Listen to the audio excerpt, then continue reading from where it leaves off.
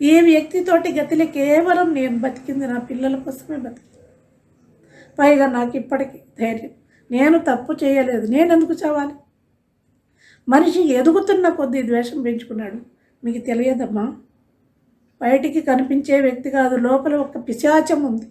శివశంకర అంటూ దేవాలయాల చుట్టూ తిరిగేవాడు. ఇవన్నీ కూడా ఊళ్ళో అందరికీ అతనంటే గౌరవం, నాకు కూడా చాలా గౌరవం.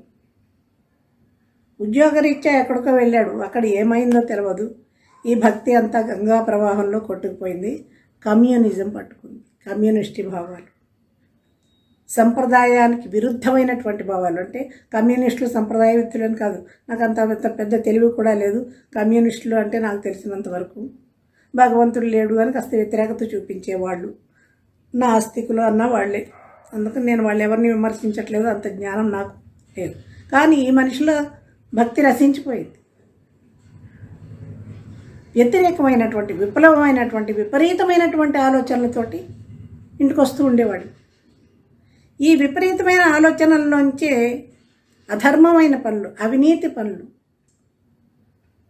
చాలా చాలా చాలా చాలా చేశాడు. ఇన్ని పురాణాలు చదివిన వాడికి ధర్మం తెలియదు, ఎలా ప్రవర్తించాలో తెలియదు.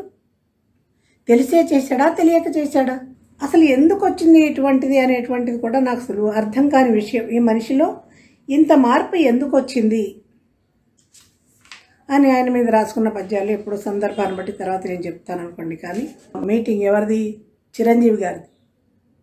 దాంట్లో కూడా రెచ్చిపోయాడు. ఏమనుకుంటున్నాడు అసలు? అసలు ఇందుగలడందు లేడని సందేహం అవ్వలేదు. ఈ టాపిక్ ఆ టాపిక్ ఏం లేదు, అందరిని విమర్శిస్తాడు. హిందూ మతాన్నే విమర్శిస్తాడు. హిందువై పుట్టి బ్రాహ్మడై పుట్టి ఆవికి పూజ ఎందుకంటాడా? వాస్తు శాస్త్రజ్ఞులను విమర్శిస్తాడా? స్వామీజీలను విమర్శిస్తాడా? దేవాలయంలో పంతులకి, ఆయనకి ఎవరు పూజారికి డబ్బులు వేయొద్దంటాడు. తిరుపతి వెళ్ళది, గుండె ఎందుకు చేయించుకుంటున్నామంటున్నాడు.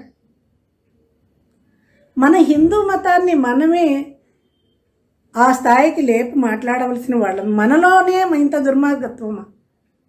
జ్ఞానం లేనివాడు అపారమైన జ్ఞానం ఉంది. అహంకారం, అహంకారం. ఈ అహంకారం వల్లే మనిషి నశించిపోతాడు. అయితే ఇటువంటి వాళ్ళని చూస్తూ ఈ మాటలు స్త్రీల గురించి మాట్లాడుతుంటే ఒక్క స్త్రీ లేచి ఏం మాట్లాడుతున్నారు గురువు గారు అనగలిగారా? ముసి నవ్వులు కొంగులు అడ్డు పెట్టుకొని చెప్పండి, ఇప్పుడు మాట్లాడండి.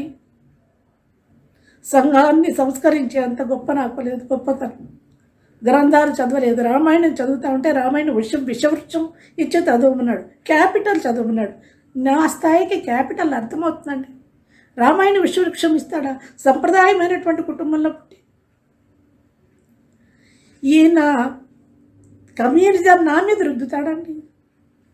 హాయిగా ఇంట్లో ఉండి పిల్ల పాపలతోటి సుఖంగా బతకవలసిన నేను మోడులా బతుకుతున్నాను. కొంత సంతోషం, సాయి సేవ చేసుకుంటున్నారు, భగవత్ సేవ. తిరుపతి వెళితే వెంకటేశ్వర స్వామి నేనే అన్నాడు. వెళ్ళాడా మళ్ళీ? నేను ఇప్పటికి సంవత్సరానికి 3 సార్లు 15 మంది టీంకి నాయకురాలని నేను వాళ్ళని తీసుకువెడుతున్నాను, స్వామి సేవ చేసుకుంటున్నాను. బంధువులు లేరు, పుట్టింటి వాళ్ళు లేరు, ఒక సంప్రదాయమైనటువంటి పూజలు లేవు, పునస్కారాలు లేవు, ఇంట్లో దీపం పెట్టుకునే అవకాశం లేదు. 20 సంవత్సరాలు చిత్రహింసలు పడితే భరించి తప్ప ఒప్ప వైనివన్నీ పాలు, నల్లనివన్నీ నీళ్లు కాదు. అవి పాలో నీళ్ళో తెలుసుకోండి. సమాజాన్ని ఉద్ధరించే మాటల వరకు నేను కూడా ఓకే. సంప్రదాయమైనటువంటి పెళ్ళిళ్ళు చేసుకుని భర్తతోటి నూరేళ్లు బతుకుతున్నటువంటి కోటాను కోట్ల మంది స్త్రీలు ఉన్నారు. ఏ స్త్రీ కూడా బయటికి రావాలనుకోదు, ఎందుకంటే భర్త చెట్టు నీడ లాంటి వాడు.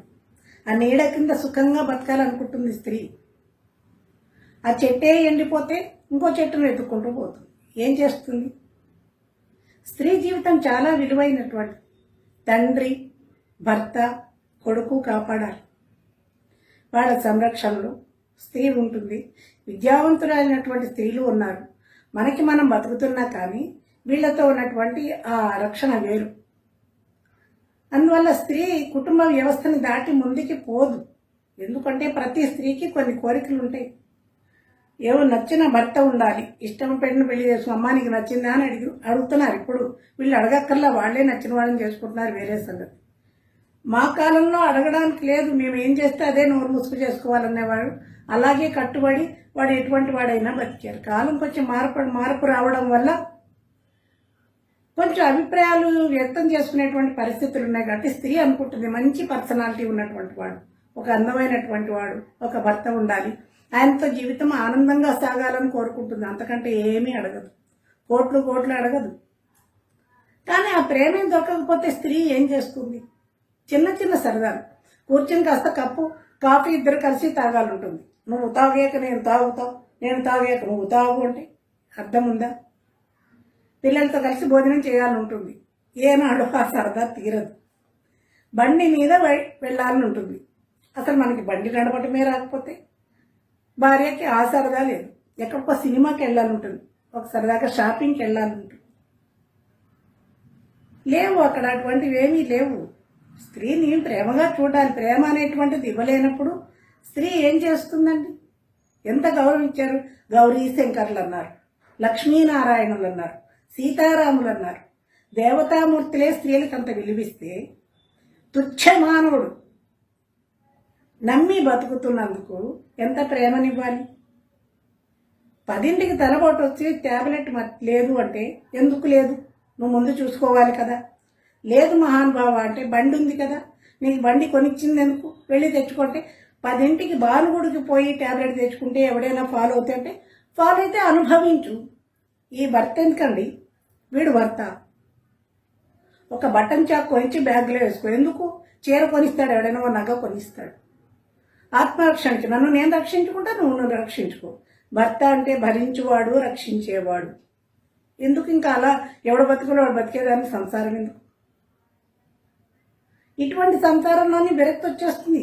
ఎంతకాలం ఉంటుంది స్త్రీ మాత్రం. ఒక్కొక్కడు పేలిపోతున్నాడు. నాకు తెలిసి కాకినాడలో సంస్కారవంతులైనటువంటి మహానుభావులందరికీ చేతులెత్తి నమస్కారం చేస్తున్నారు.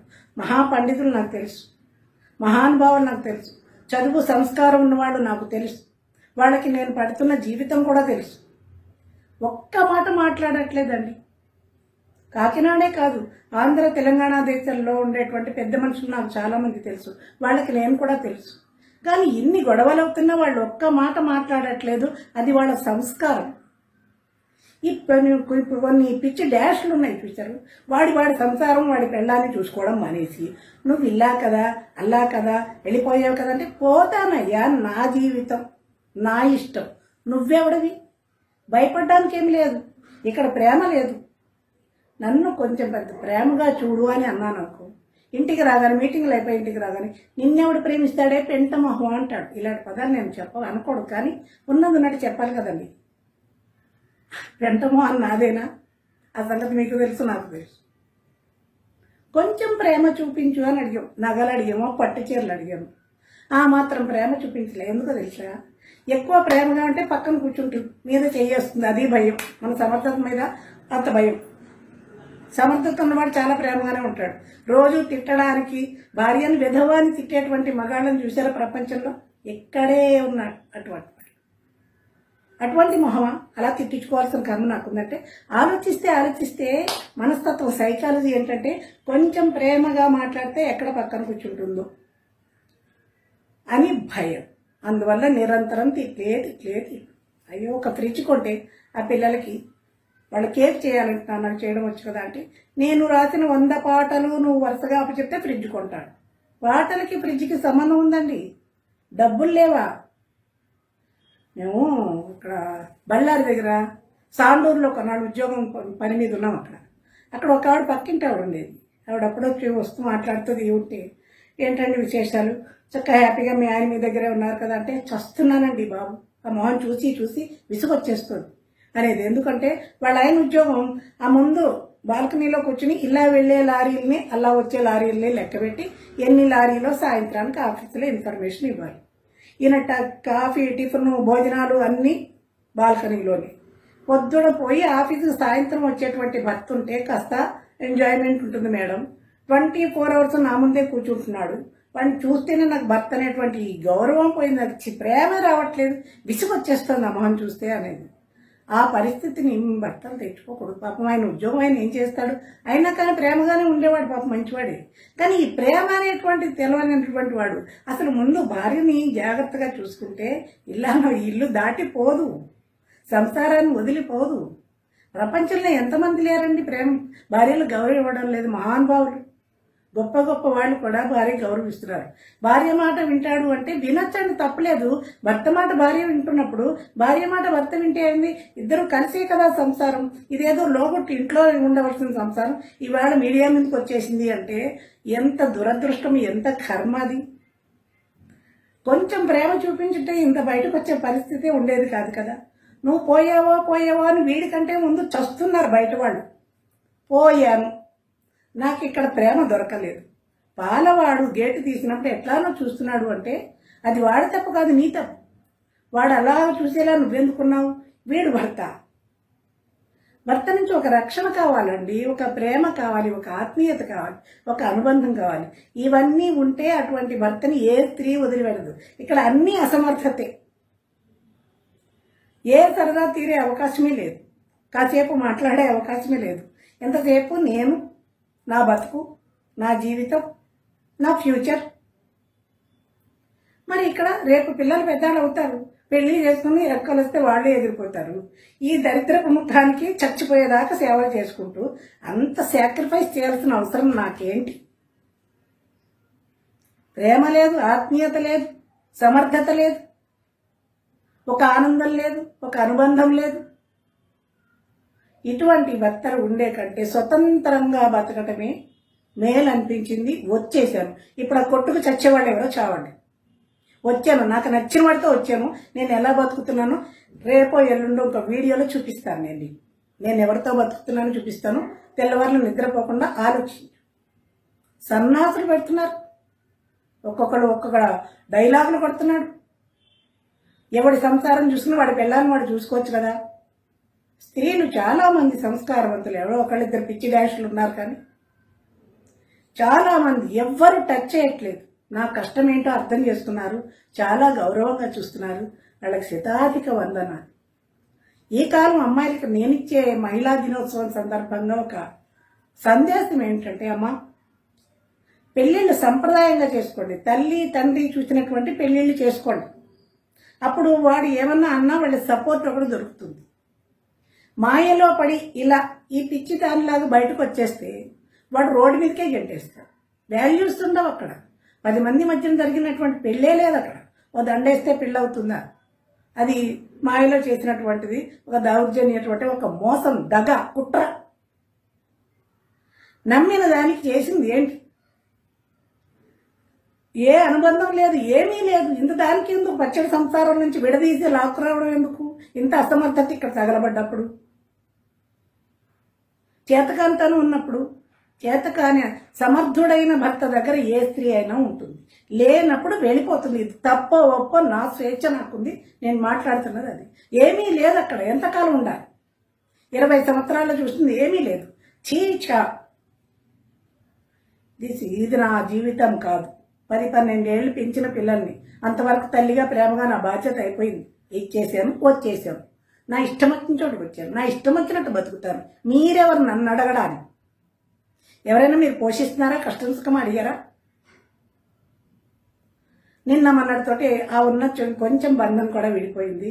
హాయిగా, సుఖంగా, స్వేచ్ఛగా నాకు నచ్చిన దేవాలయానికి వెళ్ళొచ్చు, నాకు నచ్చిన భజన చేసుకోవచ్చు, నాకు నచ్చిన పాట పాడుకోవచ్చు, నాకు నచ్చినట్టు నేను బతకచ్చు. సంస్కారవంతమైనటువంటి వాళ్ళు మాట్లాడకుండా మౌనంగా ఉన్నారు. కొంతమంది పాపం చాలా శ్రేయోభిలాషలో మాట్లాడారు. కానీ కొన్ని పిచ్చి డాష్లు ఉన్నాయి కదా, ఇష్టం వచ్చినట్టు. భయంతో నేను ఎక్కడికి, నాకు భయమే తెలియదు. అవును, నా ఇష్టం వచ్చినట్టు ఉన్నా. నీకు దమ్ముంటే నా ఇంటికి రా, నాతో మాట్లాడు. స్త్రీ అంటే పిచ్చి పిచ్చి వేషాలు అయ్యద్దు. సామాన్యమైంది కాదు స్త్రీ, తెలుసునా? భద్రకాళి.